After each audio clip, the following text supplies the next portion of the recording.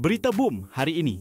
Penyanyi popular Shahir Zawawi mendedahkan kehidupan dia dan isteri kekal bahagia meskipun belum dikurniakan zuriat selepas 3 tahun berkahwin. Shahir berkata, dia menyerahkan soal zuriat sepenuhnya kepada Allah dan meyakini bahawa segala usaha manusia tertakluk kepada kehendaknya. Shahir yang pernah menetap 2 bulan di Madinah tahun lalu menyuarakan hasratnya untuk berhijrah ke sana tidak pernah mati. Katanya, dia tidak ragu-ragu untuk kembali ke sana bagi mencuci hati dan mendekatkan diri kepada Allah.